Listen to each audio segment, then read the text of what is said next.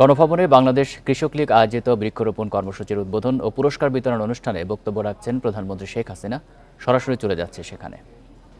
বন্যা এগুলি তো আমাদের আসবেই, এটা আমাদের মাথায় রাখতেই হবে।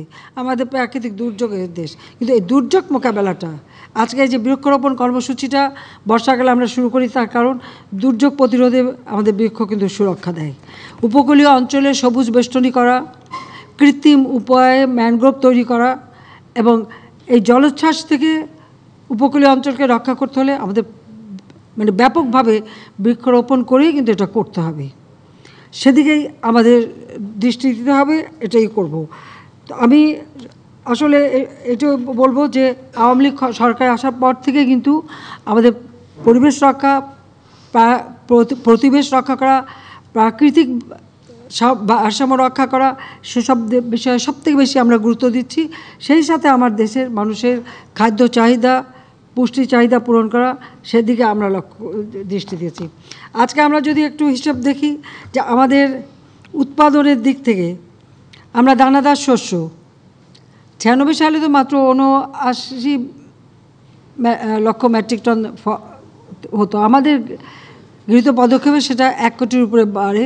2009 যখন আসি তখন আমরা দেখি যে ওই আমরা যেটুকু করে গেছিলাম বোধহয় 1,69 লক্ষ আমরা রেখে গেছিলাম, সেটা আমাদেরই উদ্যোগ, কিন্তু এরপর মাত্র 1,80 লক্ষ।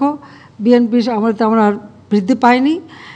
যা হোক 2006 ছিল এটা 1,06 লক্ষ মেট্রিক টন, আজকে এটা 4 গুণ বৃদ্ধি পেয়েছে আমাদের দানাদার শস্য, অর্থাৎ 4,92,96,000 মেট্রিক টন আমরা উৎপাদন করি। সেচের আওতায় আমাদের জমি, যেটা বিএনপির আমলে ছিল 28 লক্ষ হেক্টর, এখন তা 79 লক্ষ হেক্টর। এই সেচের ব্যাপারে আমি বলবো যে আমরা কিন্তু এখানে বিদ্যুতে ভর্তুকি দিচ্ছি। তবে আমরা ইতিমধ্যে একটা চমৎকার একটা জিনিস আবিষ্কার হয়েছে, সেটা হলো সোলার প্যানেলের সাহায্যে একটা ছাতার মতো তৈরি করা, নিচে কুয়া, বৃষ্টির পানিটা সেখানে সংরক্ষণ হবে, আর ওই সোলার প্যানেলের বিদ্যুৎ দিয়েই কিন্তু ওই সেচটা দেওয়া হবে। সেখানে খুব বেশি একটা জমি নষ্ট হবে না। আর এখন সোলার প্যানেলগুলো আরও আধুনিক হচ্ছে, অল্প জায়গায় হয়। আশেপাশে গ্রামে আমরা সোলার প্যানেল বসে সেটা দিয়ে আমরা সেচটা সম্পূর্ণভাবে আমি সোলার পাওয়ারে নিয়ে যেতে চাচ্ছি। এতে প্রথমে একটা খরচ আছে, কিন্তু পরে কৃষকের কিন্তু খুব কম খরচে তারা করতে পারবে, সেটাই আমরা করব। তো এখন আমাদের প্রায় 80 লক্ষ হেক্টর জমি আছে। আমাদের মাছ উৎপাদন মাত্র 21.30 লক্ষ মেট্রিক টন ছিল, এখন 53.14, কিন্তু এটা কিন্তু মাছে কিন্তু আমাদের মিষ্টি পানি মাছে আমরা কিন্তু এখন দ্বিতীয় স্থান অধিকার করেছি, চীনকে আমরা করেছি। আমাদের ইলিশে তো আমরা 1 নম্বর আছি। গবাদি প্রাণীর সংখ্যা সেটা 2 গুণ আমরা বৃদ্ধি করেছি। পোলট্রি 4 গুণ বৃদ্ধি করেছি। চা উৎপাদন 2 গুণ বৃদ্ধি করেছি। লবণ উৎপাদন 3 গুণ বৃদ্ধি করেছি। এবার তো আরও বেশি হয়েছে। এই জন্য এবার আমরা সমস্ত যে মাদ্রাসা থেকে শুরু করে বিভিন্ন জায়গায় যারা চামড়া, প্রত্যেকের কাছে লবণ পৌঁছে দেওয়া হয়েছে, যে চামড়া নেওয়ার সাথে সাথে লবণ দিয়ে সেটাকে সংরক্ষণ করবে, চামড়াটা যাতে নষ্ট না হয়, এ ব্যাপারে সচেতনতা সৃষ্টি করেছে এবং প্রতিটি জায়গায় কিন্তু আমরা লবণ পৌঁছে দিয়েছি। এবার আমাদের যেহেতু প্রচণ্ড খরা ছিল, লবণও খুব ভালো উৎপাদন হয়েছে, কিন্তু সেটা আমাদের কাজে লাগছে। আমাদের দুধ উৎপাদন সেটাও আমরা 7 গুণ বৃদ্ধি করেছি। মাংস উৎপাদন 8 গুণ বৃদ্ধি হয়েছে। ডিম উৎপাদন 4 গুণ বৃদ্ধি হয়েছে। কাজে আমি এটুকুই বলবো যে এই যে আমরা বৃদ্ধি করেছি, আমাদের মানুষের যেমন অর্থনৈতিক সচ্ছলতা এসেছে, ক্রয় ক্ষমতা বৃদ্ধি পেয়েছে। আগে যারা একবেলা খেতে পারতো না, আল্লাহর রহমতে তারা 2 বেলা 3 বেলা খেতে পাচ্ছে, পুষ্টি সম্পর্কে সচেতন হয়েছে, কাজে খাদ্যের চাহিদাও বৃদ্ধি পেয়েছে। সেই সাথে সামঞ্জস্য রেখে আমাদের উৎপাদনও বাড়াতে হবে, সেদিকেও আমাদের দৃষ্টি দিতে হবে। কাজে আমরা আমাদের এই বদ্বীপটাকে আরও উন্নত করবার জন্য, আপনারা জানেন আমি 2010 সালে 9 ক্ষমতা আসার পর আমরা একটা প্রেক্ষিত পরিকল্পনা করি 2021 সাল সামনে রেখে, কারণ 2020 সালে জাতির পিতার জন্মশতবার্ষিকী উদযাপন এবং 2021 সালে আমাদের স্বাধীনতা সুবর্ণ জয়ন্তী উদযাপন। আমাদের সৌভাগ্য যে আমরা রজত জয়ন্তী যখন উদযাপন করি তখন আওয়ামী লীগ সরকারে ছিল ক্ষমতায়। আমার দাওয়াতে তখন টার্কির প্রেসিডেন্ট ছিলেন সোলেমান ডেমিরেল, সাউথ আফ্রিকার নেলসন ম্যান্ডেলা এবং প্যালেস্টাইনের প্রেসিডেন্ট ইয়াসির আরাফাত, তিনজনই বাংলাদেশে এসেছিলেন। তাদেরকে নিয়েই আমরা উদযাপন করি। আমরা যে শিখা চিরন্তন স্থাপন করি। এবারও আমরা সুবর্ণ জয়ন্তী উদযাপন করেছি, জাতির পিতার জন্মশতবার্ষিকী উদযাপন করেছি, যদিও কোভিডকালীন সময়। তারপরে আমি বলবো যে তখন আমাদের আশেপাশে দেশে অনেকে এসেছেন এবং আমরা খুব ভালোভাবে করতে পেরেছি। আমাদের লক্ষ্য ছিল যে আমরা যে রূপকল্প 2021 ঘোষণা দিয়েছিলাম, দিন বদলের সনদ দিয়েছিলাম, ঠিক 2021 সালে আমরা যখন আমাদের সুবর্ণ জয়ন্তী উদযাপন করি তখনই কিন্তু বাংলাদেশ ওই স্বল্পোন্নত দেশ যেখানে জাতির পিতা রেখে গিয়েছে, জাতির পিতার পদাঙ্ক অনুসরণ করেই আমাদের উত্তরণ হয়। আমরা এখন উন্নয়নশীল দেশের মর্যাদা পেয়েছি। এটা আমাদের কার্যকর হবে 26 সাল থেকে। আমরা 2 বছর সময় নিয়েছি। 26 সাল থেকে আমাদের যাত্রা শুরু।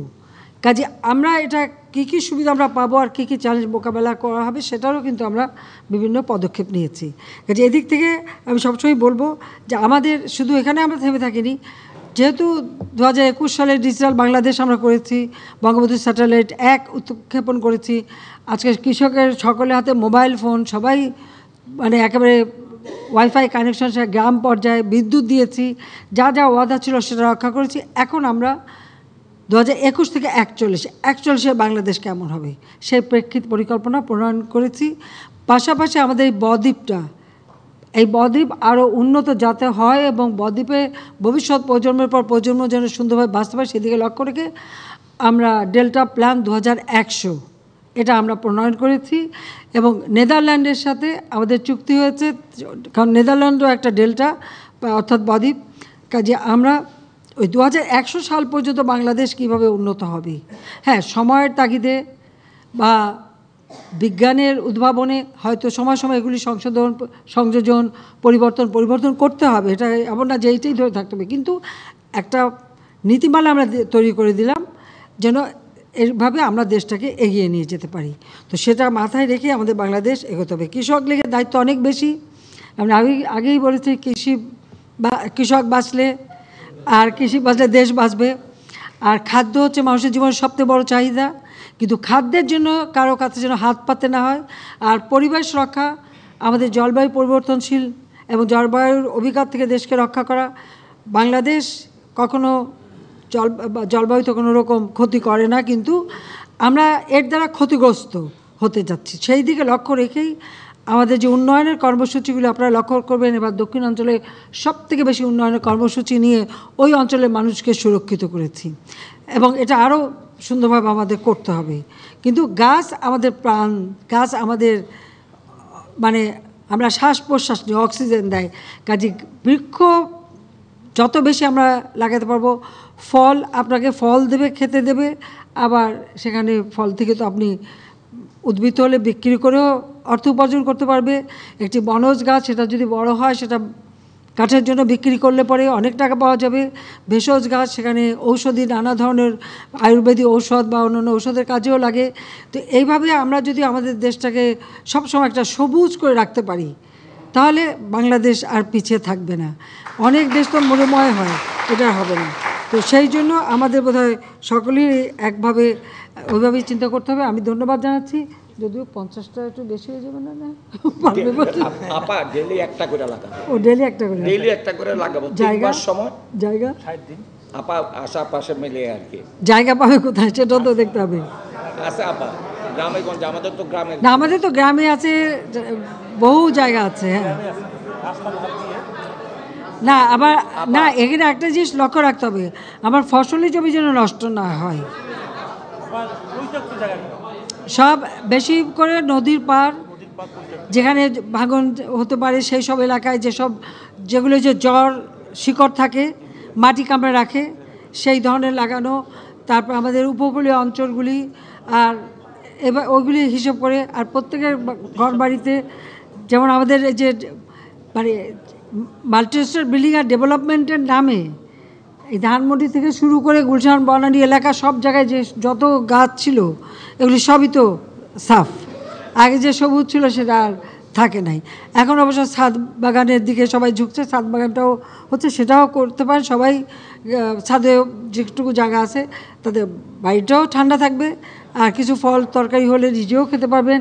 আমি তো বলি যে একটা মরিচ গাছ লাগালেও ওই একটা মরিচ বা একটা লেবু বা একটা টমেটো নিজের গাছের থেকে ছিঁড়ে সেটা খাওয়ার স্বাদই তো আলাদা। আমি গণভবনে 96 সালে আসার পর এখানে না হলেও 2000-এর মতো গাছ লাগিয়েছিলাম, কারণ এর আগের গাছগুলি জাতির পিতার হাতে করা। তারপর কিন্তু আমরা বিভিন্ন ধরনের ফলের গাছ সব আমরা লাগাই, আর এখন লাগাচ্ছি। আর এখন তো অনেক রকম আমরা ফসল উৎপাদন করেও দেখছি যে না ভালোই হয়। হাঁস, মুরগি, গরু, ছাগল সবই আছে আমাদের। কাজেই আমরা সেভাবেই একটা মানে গণভবন, প্রধানমন্ত্রী বাসভবন, সাথে সাথে একটা কৃষি খামার বাড়ি। তো যাই হোক, আমি সবাইকে আন্তরিক ধন্যবাদ জানাই যারা পুরস্কার পেয়েছেন। আমি কিছুক্ষণ পরে পুরস্কার দেবো, তারপর আমরা বৃক্ষরোপণ করবো। তো এখানে কতজনকে? 26 জনকে। আপনি 26 জন, আপনি সহ 26 জন, আমি সহ নাকি 26 জন? তো আমি এই বৃক্ষরোপণ এবং এর সাথে এই পরিকল্পনাকারী এবং যারা সবাই সংশ্লিষ্ট সবাইকে আমার আন্তরিক অভিনন্দন জানাচ্ছি। আর একটু দীর্ঘ সময় ধরে আমার বক্তৃতা শোনার জন্য ধন্যবাদ জানাচ্ছি। যে আমি আজকের মতো এখানেই আমি সবাইকে আগাম ঈদ মোবারক জানাচ্ছি। তবে এই সময় দেখতে হবে এই যেখানে যেখানে এই কোরবানি করে জায়গা যেন নষ্ট না হয়, নোংরা না হয়, সেদিকে লক্ষ্য রাখতে হবে। সেটা সবাইকে যার যার নিজের আবাসস্থল থেকে শুরু করে সব জায়গায় নিজেদেরকেই নজরে রাখতে হবে। হ্যাঁ, আর সেই সাথে আমাদের যে বৃক্ষরোপণ কর্মসূচি আজকে আমরা মানে 1 আষাঢ় থেকে শুরু করছি। তো সেই বৃক্ষরোপণ কর্মসূচির শুভ উদ্বোধন আমি ঘোষণা করছি।